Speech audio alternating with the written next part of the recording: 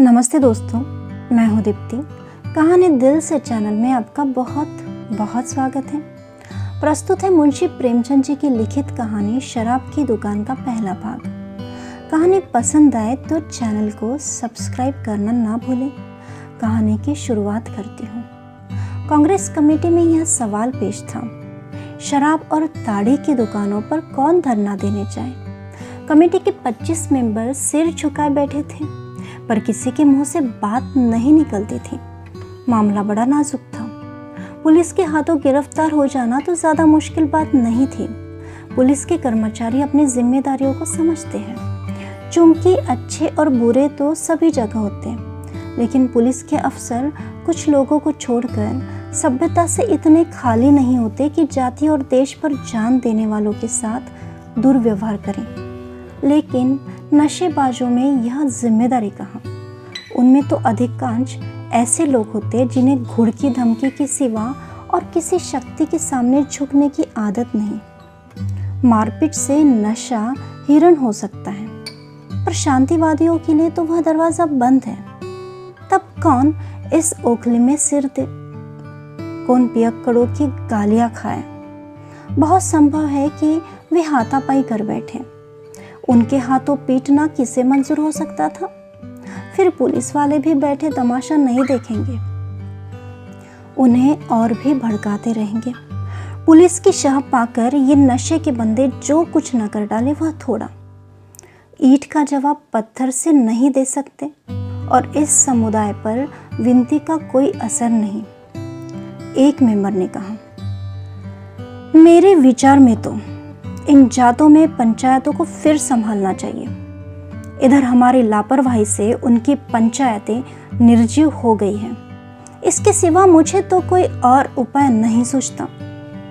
सभापति ने कहा, हाँ, यह एक उपाय है। मैं इसे अभी नोट किए लेता हूँ, पर धरना देना जरूरी है। दूसरे महाशय बोले, उनके घरों में जाकर समझा जाए तो अच्छा असर होगा। सभापति ने अपनी चिकनी खोपड़ी सहलाते हुए कहा, यह भी अच्छा उपाय है भाई, मगर धरने को हम लोग त्याग नहीं सकते। फिर सन्नाटा हो गया। पिछली कतार में एक देवी मौन बैठी हुई थी। जब कोई मेंबर बोलता, वह एक नज़र उसकी तरफ डालकर फिर सिर झुका लेती थी। यही कांग्रेस की लेडी मेंबर थी।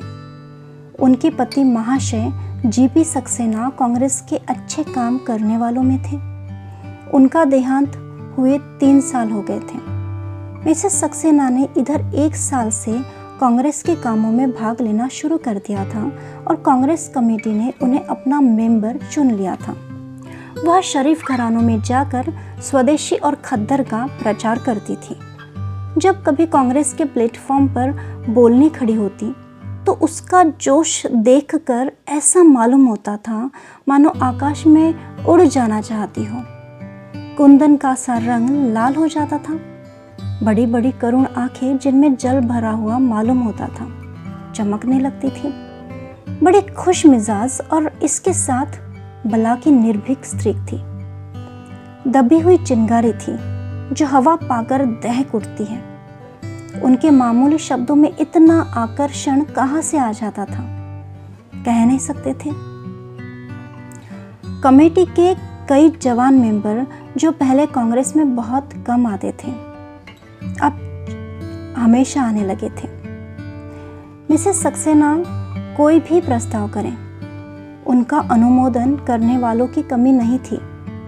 उनकी सादगी, उनका उत्साह, उनकी विनय, उनकी मृदु वाणी कांग्रेस पर उनका सिक्का जमाए देती थी।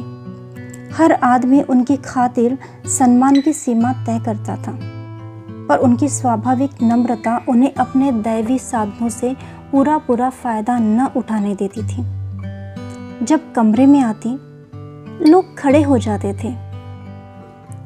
मिसेस सक्सेना ने प्रधान से पूछा, शराब की दुकानों पर औरतें धरना दे सकती हैं क्या?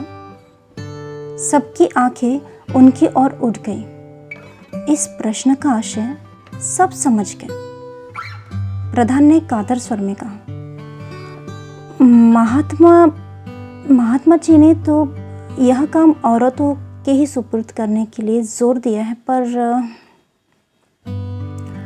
मिसेस सक्सेना ने उन्हें अपना वाक्य पूरा नहीं करने दिया और बोली, तो फिर मुझे इस काम पर भेज दीजिए। लोगों ने कुतूहल की आंखों से मिसेस सक्सेना को देखा। यह सुकुमारी जिसे हवा भी चुभती हो, गंदी गलियों में ताड़ी और शराब की दुर्गंध भरी दुकानों के सामने जाने और नशे से पागल आदमियों की कलुषित आंखों और बाहों का सामना करने के लिए कैसे तैयार होगी। एक महाशय ने अपने समीप के आदमी के कान में कहा, भला की निडर औरत है। उन महाशय ने जले हुए शब्दों में उत्तर दिया, हाँ, हम लोगों को कांटों में घसीटना चाहती है और कुछ नहीं। वह बेचारी क्या पिकेटिंग करेगी, दुकान के सामने खड़ा तक नहीं हुआ जाएगा। प्रधान ने सिर झुकाकर कहा, मैं आपके साहस और उत्सर्ग की प्रशंसा करता हूँ, लेकिन मेरे विचार में अभी इस शहर की दशा ऐसी नहीं है कि देवियाँ पिकेटिंग कर सकें। आपको खबर नहीं नशेबाज कितने मुंहफट होते हैं। विनय तो वह जानते ही नहीं। मिसेस सक्सेना ने व्यंग्य भाव से कहा, तो क्या आपका विचार है कि कोई ऐसा जमाना भी आएगा जब शराबी लोग विनय और शील के पुतले बन जाएंगे? यह दशा तो हमेशा ही रहेगी।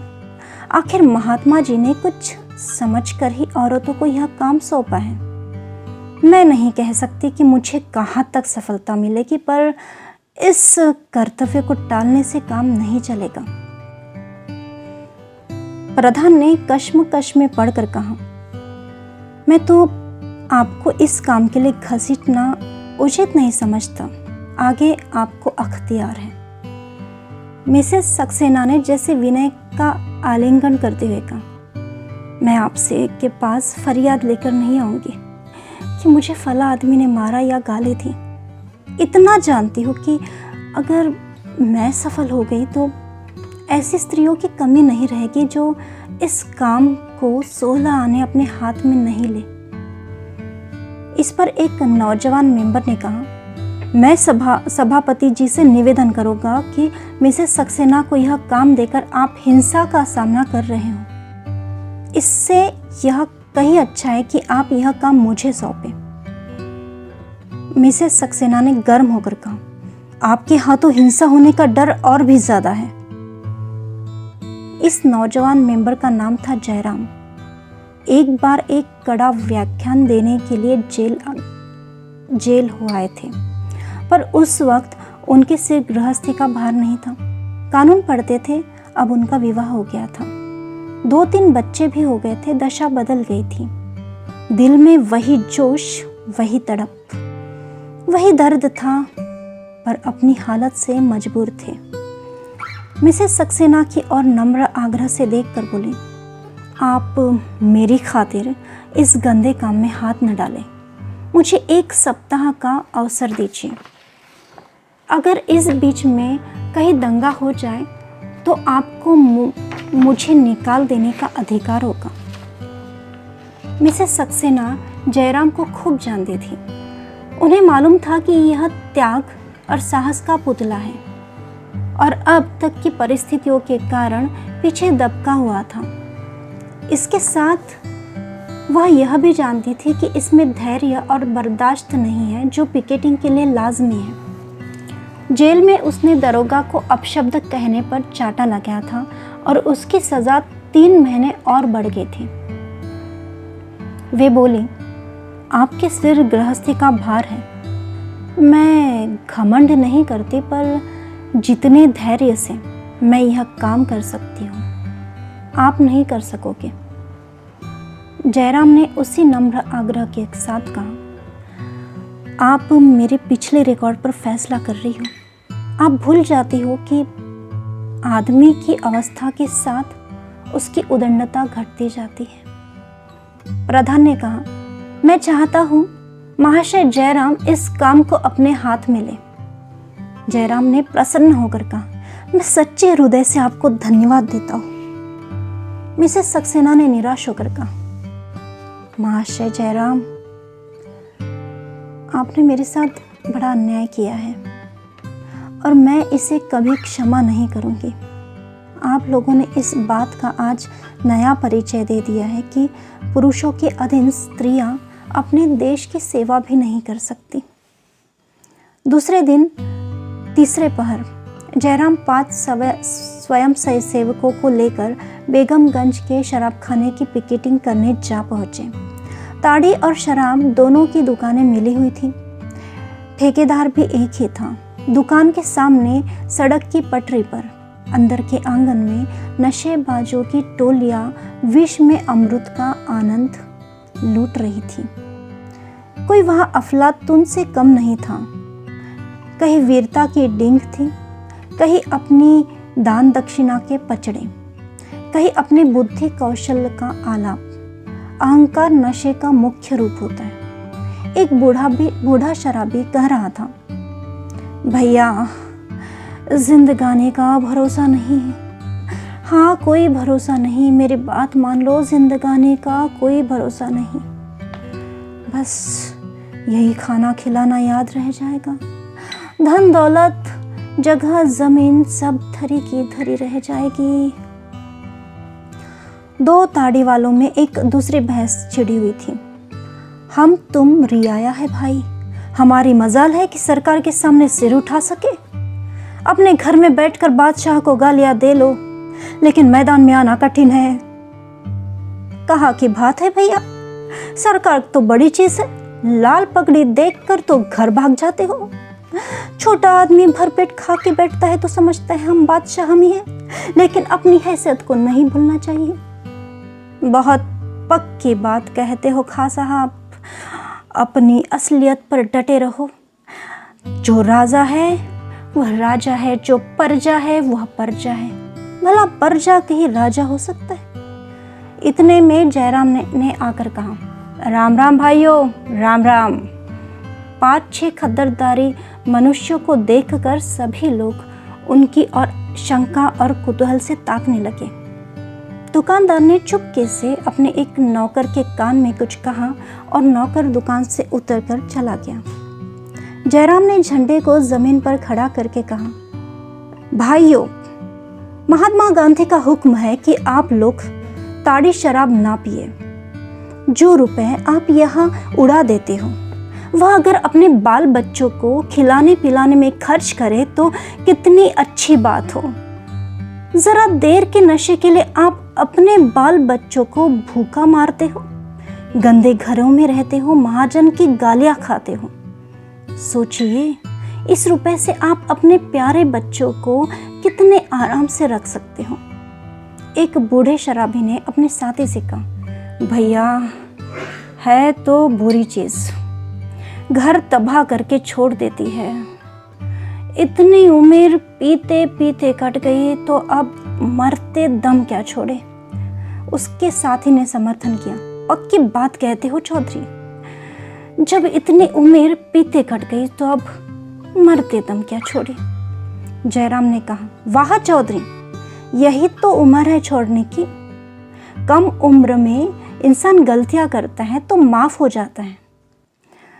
चौधरी ने तो कोई जवाब नहीं दिया, लेकिन उसके साथी ने, जो काला मोटा बड़ी बड़ी मूंछों वाला आदमी था, सरल आपत्ति के भाव से कहा, अगर पीना बुरा है तो अंग्रेज क्यों पीते हैं। जयराम वकील था, उससे बहस करना भीड़ के छत्ते को छेड़ना था। वह बोला, यह तुमने बहुत अच्छा सवाल पूछा भाई। अंग्रेजों के बाप दादा अभी 150 साल पहले लुटेरे थे। हमारे तुम्हारे बाप दादा ऋषि मुनि थे। लुटेरों की संतान पिए तो पीने दो, उनके पास कोई धर्म नहीं है न नीति है, लेकिन ऋषियों की संतान उनकी नकल क्यों करें। हम और तुम उन महात्माओं की संतान हैं जिन्होंने दुनिया को सिखाया, जिन्होंने दुनिया को आदमी बनाया। हम अपना धर्म छोड़ बैठे हैं, उसी का फल है कि आज हम गुलाम हैं। लेकिन अब हमने गुलामी की जंजीरों को तोड़ने का फैसला कर लिया है। और एकाएक थानेदार और 4-5 कांस्टेबल आ खड़े हुए। थानेदार ने चौधरी से पूछा, यह लोग तुमको धमकी दे रहे हैं? चौधरी ने खड़े होकर कहा, नहीं हुजूर, यह तो हमें समझा रहे हैं। कैसे प्रेम से समझा रहे हैं, वाह वाह। थानेदार ने जयराम से कहा, अगर यहाँ कोई फिसाद हो जाए तो आप जिम्मेदार होंगे। जयराम ने उस वक्त कहा, मैं उस वक्त तक जिम्मेदार हूं जब तक आप नहीं रहे। थानेदार, आपका मतलब यह है कि फिसाद मैं कराने आया हूं? जयराम, मैं यह नहीं कहता, लेकिन आप आए हो तो अंग्रेजी साम्राज्य की अतुल शक्ति का परिचय जरूर दीजिएगा। जनता में उत्तेजना फैलेगी, तब आप पिल पड़ेंगे और 10-20 आदमियों को मार गिराएंगे। वही सब जगह होता है, यहाँ भी होगा। सब इंस्पेक्टर ने गुस्से से कहा, मैं आपसे कहता हूँ यहाँ से चले जाइए, वरना सख्ती की कार्रवाई करनी पड़ेगी। जयराम ने अविचल भाव से कहा, और मैं आपसे कहता हूँ, आप मुझे अपना काम करने दीजिए। मेरे बहुत से भाई यहाँ जमा है और मुझे उनसे बातचीत करने का उतना ही हक है जितना आपको। इस वक्त तक सैकड़ों दर्शक जमा हो गए थे। दारोगा ने अफसरों से पूछे बगैर और कोई कार्रवाई करना उचित नहीं समझा। अकड़ते हुए दुकान पर गए और कुर्सी पर पांव रख कर बोले, ये लोग तो मानने वाले नहीं हैं। दुकानदार ने गिड़गिड़ा कर कहा, हुजूर, मेरी तो बंदी अब बैठ जाएगी। दरोगा, 2-4 गुंडे बुलाकर भगा क्यों नहीं देते हो? मैं कुछ नहीं बोलूंगा। हाँ, जरा एक बोतल अच्छे से भेज देना। कल न जाने क्या भेज दिया था, कुछ मजा नहीं आया। थानेदार चला गया तो चौधरी ने अपने साथी से कहा, देखा कल्लू, थानेदार कितना बिगड़ रहा था। सरकार चाहती है कि हम लोग खूब शराब पिए और कोई हमें समझाने के लिए नहीं आए। शराब का पैसा भी तो सरकार ही को ही जाता है। कल्लू ने दार्शनिक भाव से कहा, हाँ, हर एक बहाने से पैसा खींचते हैं सब। चौधरी ने कहा, तो फिर क्या सलाह है ना बुरी चीज? कल्लू, बहुत बुरी चीज है भैया। महात्मा जी का हुक्म है तो छोड़ ही देना चाहिए। चौधरी, अच्छा, तो यह लो, आज से अगर पिए तो दोगला। यह कहते हुए चौधरी ने बोतल जमीन पर पटक दी। आधी बोतल शराब जमीन पर बहकर सूख गई। जयराम को शायद जिंदगी में इतनी खुशी कभी नहीं हुई थी। जोर जोर से तालियां बजाकर उछल पड़े। उसी वक्त दोनों ताड़ी पीने वाले ने भी महात्मा जी की जय पुकारी और अपनी हांडी जमीन पर पटक दी। एक स्वयं सेवक ने लपक कर फूलों की माला ली और चारों आदमियों के गले में डाल दी। सड़क की पटरी पर कई नशेबाज बैठे इन चारों आदमियों की तरफ दुर्बल भक्ति से ताक रहे थे, जो पुरुषार्थहीन मनुष्यों का लक्षण है। वहाँ एक भी ऐसा व्यक्ति नहीं था जो अंग्रेजों की मांस, मदिरा या ताड़ी को जिंदगी के लिए अनिवार्य समझता हो और उसके बगैर जिंदगी की कल्पना भी कर सके। सभी लोग नशे को दूषित समझते थे। केवल दुर्बलेंद्रिय होने के कारण नित्य आकर पी जाते थे। चौधरी जैसे खाक पियक्कड़ को बोतल पटकते देखकर उनकी आंखें खुल गई। एक मरियल दाढ़ी वाले आदमी ने आकर चौधरी की पीठ ठोकी। चौधरी ने उसे पीछे ढकल कर कहा, पीठ क्यों ठोकते हो जी? जाकर अपनी बोतल पटक दो। दाढ़ी वाले ने कहा, आज पी लेने दो चौधरी, अल्लाह जानता है कल से इधर भूल कर भी ना आऊंगा। चौधरी, जितनी बची हो उसके पैसे हमसे ले लो भाई, घर जाकर बच्चों को मिठाई खिला देना। दाढ़ी वाले ने जाकर बोतल पटक दी और कहा, लो, तुम भी क्या कहोगे? अब तो हुए खुश। चौधरी, आप तो नहीं पियोगे कभी? दाढ़ी वाले ने कहा, अगर तुम नहीं पियोगे तो मैं भी नहीं पीऊंगा। जिस दिन तुमने भी उसी दिन मैंने भी शुरू कर दी। चौधरी ने तत्परता से दुराग्रह की जड़ें हिला दी। बाहर अभी 5-6 आदमी और थे। वे सचेत निर्लज्जता से बैठे हुए अभी तक पीते जा रहे थे। जयराम ने उनके सामने जाकर कहा, भाइयों, आपके 5 भाइयों ने अभी आपके सामने अपनी बोतल पटक दी। क्या आप उन लोगों को बाजी जीत लेने का मौका दोगे? एक ठिंगने काले आदमी ने, जो किसी अंग्रेज का खानसामा मालूम होता था, लाल लाल आंखें निकाल कर कहा, हम पीते हैं, तुमसे मतलब? तुमसे भीख मांगने तो नहीं आते? जयराम ने समझ लिया, अब बाजी मार ली। गुमराह आदमी जब विवाद करने पर उतरे तो समझ लो वह रास्ते पर आ जाएगा। छुपा ऐब वह चिकना घड़ा है जिस पर किसी बात का असर नहीं होता। जयराम ने कहा, अगर मैं अपने घर में आग लगाऊं तो उसे देखकर क्या आप मेरा हाथ नहीं पकड़ लोगे? मुझे तो इसमें रत्ती भर संदेह नहीं है कि आप मेरा हाथ ही नहीं पकड़ लोगे, बल्कि मुझे वहां से जबरदस्ती खींच ले जाएंगे। चौधरी ने खानसामा की तरफ मुग्ध आंखों से देखा, मानो कह रहा हूं, इसका तुम्हारे पास क्या जवाब है? और बोला, जमादार, अब इसी बात पर बोतल पटक दो। खानसामा ने जैसे काट खाने के लिए दांत तेज कर दिए और बोला, बोतल क्यों पटक दूं? पैसे मैंने दिए हैं। चौधरी परास्त हो गया। जयराम ने से बोला, इन्हें छोड़े बाबूजी, यह लोग इस तरह मानने वाले आसामी नहीं है। आप इनके सामने जान भी दे दे तो भी ये शराब नहीं छोड़ेंगे। हाँ, पुलिस के एक घुड़की पा जाए तो फिर कभी इधर भूल कर भी नहीं आएंगे। खानसामा ने चौधरी की और तिरस्कार के भाव से देखा, जैसे कह रहा हूं, तुम क्या समझते हो कि मैं मनुष्य हूं? यह सब पशु है। फिर बोला, तुमसे क्या मतलब है जी? क्यों बीच में कूद पड़ते हो? मैं तो बाबूजी से बात कर रहा हूं, तुम क्यों कौन होते हो बीच में बोलने वाले? मैं तुम्हारी तरह नहीं हूं कि बोतल पटक कर वाह वाह कराओ। कल फिर मुंह में कालिख लगाओ, घर पर मंगवा कर पीऊं। जब यहाँ छोड़ेंगे तो सच्चे दिल से छोड़ेंगे, फिर कोई लाख रुपए भी दे तो आंख उठाकर नहीं देखेंगे। जयराम, मुझे आप लोगों से ऐसी ही आशा है। चौधरी ने खानसामा की ओर कटाक्ष करके कहा, क्या समझते हो मैं कल फिर पीने आऊंगा? खानसामा ने उदंडता से कहा, हाँ हाँ, कहता हूं तुम आओगे और आकर ही रहोगे। कहो, पक्के कागज पर लिख दो। चौधरी, अच्छा भाई, तुम बड़े धर्मात्मा हो, मैं पापी ही सही। तुम छोड़ोगे तो जिंदगी भर के लिए छोड़ोगे, मैं आज छोड़कर कल फिर पीने लगूंगा, यही सही। मेरी एक बात गांठ बांध लो, तुम उस वक्त छोड़ोगे जब जिंदगी तुम्हारा साथ छोड़ देगी, इसके पहले तुम नहीं छोड़ सकते। खानसामा, तुम मेरे दिल का क्या हाल जानते हो?